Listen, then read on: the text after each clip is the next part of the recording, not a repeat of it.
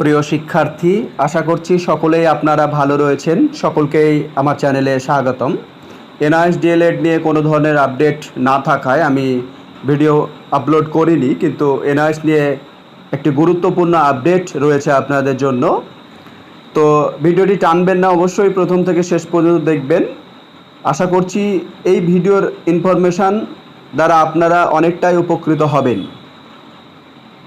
NIS D.El.Ed শিক্ষার্থীরা কোনো সময় থেমে নেই, বসে নেই। তারা বিভিন্নভাবে বিভিন্ন মারফতে কাজ করে যাচ্ছে। কখনো রাস্তায় সংগ্রাম নামছে, কখনো আইনি পদ্ধতিতে সমস্ত কাজ কিন্তু তারা করে যাচ্ছে। তারা কিন্তু এক মুহূর্তে বসে নেই, কারণ তাদের সকলের পেটে খিদে রয়েছে।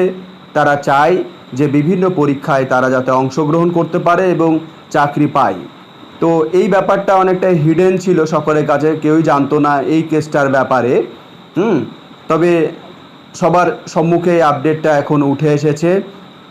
গুরমিন্দর Singh versus union of India, diary number দেখবেন আপনারা 34898 2024।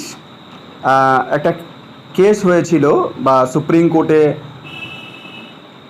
কেস করা হয়েছিল, এই নিয়ে মামলা করা হয়েছিল যে বিশেষ করে যে সমস্ত রাজ্যের শিক্ষার্থীরা, এখানে 5টা রাজ্যের কথা বলা হয়েছে, যেমন পাঞ্জাব, বিহার, পশ্চিমবঙ্গ, উড়িষ্যা, আসাম।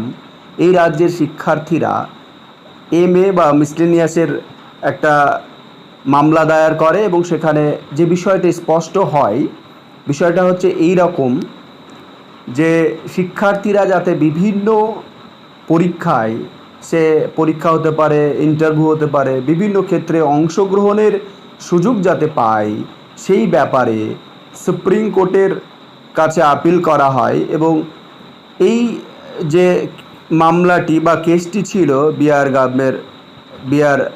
গাভাই স্যার, আমাদের চিফ জাস্টিসের এজলাসে, এবং তেনার মাধ্যমে যে আপডেট উঠে এসেছে, তাতে করে এনআইএস ডিএলএড শিক্ষার্থীদের জন্য সত্যিই ভালো খবর। কেননা অনেকেই আমাকে বলছিলেন বা একটা গ্রুপ ক্রিয়েট করতে এবং তার মধ্যে দিয়ে সবাইকে একত্রিত করে পশ্চিমবঙ্গে হাইকোর্টে একটা কেস করতে, যাতে করে আপকামিং যে ইন্টারভিউ আসছে 2022 ডেট বা 2023 ডেটকে কেন্দ্র করে, সেখানে যাতে অংশগ্রহণের সুযোগ পাওয়া যায়, ইন্টারভিউ দিতে পাওয়া যায়, সেক্ষেত্রে একটা কেস করা হোক। পরবর্তীতে কি হবে সেটা সুপ্রিম কোর্টের ফাইনাল যে ডিসিশান, সেই ডিসিশানের ওপর নির্ধারণ করবে। তাই সুপ্রিম কোর্ট যাতে একটা লিবার্টি দেয় যে না, এনআইএস ডিএলএড শিক্ষার্থীরা আপাতত বিভিন্ন ক্ষেত্রে অংশগ্রহণ করতে পারবে, তারা টিকে থাকবে কি না এটা নির্ভর করবে সুপ্রিম কোর্টের ফাইনাল জাজমেন্টের ওপর। এই নিয়ে কিন্তু এনআইএস ডিএলএড শিক্ষার্থীরা যারা নেতৃত্ব দিচ্ছিলেন, তাদের মধ্যে কিছু কিছু জন এই নিয়ে কিন্তু মামলা দায়ের করে সুপ্রিম কোর্টে, এবং তার মধ্যে দিয়েই কিন্তু পজিটিভ নিউজ একটা বেরিয়ে আসে এনআইএস ডিএলএড শিক্ষার্থীদের জন্য। তবে এক্ষেত্রে এই 5টা রাজ্যই কিন্তু সুবিধা পাবে, পাঞ্জাব, বিহার, পশ্চিমবঙ্গ, উড়িষ্যা, আসাম, এরকমটাই বলা হয়েছে। কেননা তারা যেহেতু সুপ্রিম কোর্টে গেছে, তারা পরিশ্রম করছে, মামলাটা যেহেতু তাদের, তাই অংশগ্রহণের সুযোগ যদি পায়, এখনও ফাইনাল ডিসিশান আসেনি, ফাইনাল অর্ডার বা ডিসিশানের উপর নির্ভর করবে যে তারা পাবে কি না, কিন্তু আপিলটা এরকমভাবেই করা হয়েছে। এবং এক্ষেত্রে যে চিফ জাস্টিস ছিলেন, তার পজিটিভ দিক আমরা দেখতে পেয়েছি। তাতে করে বোঝা যায় যে এনআইএস ডিএলএড শিক্ষার্থীরা হয়তো সমস্ত পরীক্ষা, সমস্ত চাকরি, ইন্টারভিউ ক্ষেত্রে অংশগ্রহণের সুযোগ আপাতত পাবে, যেটা এনআইএস ডিএলএড শিক্ষার্থীরা চাইছিলেন। পরবর্তী ফাইনাল ডিসিশান সেটা সুপ্রিম কোর্টের উপর নির্ভর করবে। এবং এই যে কেস এমএ যে বিষয়টা রয়েছে, সেটাকে কিন্তু যে রিভিউ পিটিশান রয়েছে, সেই রিভিউ পিটিশানের সঙ্গে ট্যাগ করা হয়েছে। এবং এই রিভিউ পিটিশানে ট্যাগ করা হয়েছে এই কারণে, যাতে এই কেসটার সমস্ত কিছু শোনা হয়, এই কেসের সমস্ত বিষয়বস্তু থেকে শুরু করে সমস্তটাই যাতে উপস্থাপন করা হয়। যদিও এর উপস্থাপন করা হয়েছে, এর পরবর্তী শুনানি 4th উইক এক্সটেনশন করা হয়েছে, প্রায় 5ই নভেম্বর এর ডেট দেওয়া হয়েছে।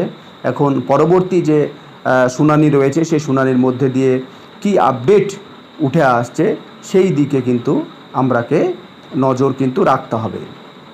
এছাড়াও আমাদের যে ট্রান্সফার পিটিশানকে কেন্দ্র করে অনেকেই বলছিলেন যে না কোনো ধরনের ডেট আসবে না। অবশ্যই ট্রান্সফার পিটিশানেরও ডেট চলে এসেছে, আমাদের অক্টোবর মাসে ডেট রয়েছে। তো দেখা যাক সেই ট্রান্সফার পিটিশানের মধ্যে দিয়ে কি উঠে আসছে।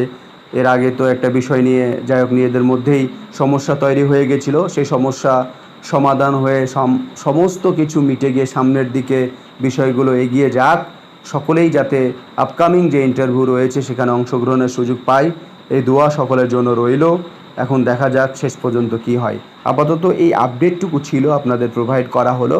পরবর্তীতে যেমন যেমন আপডেট আসবে আপনারা কিন্তু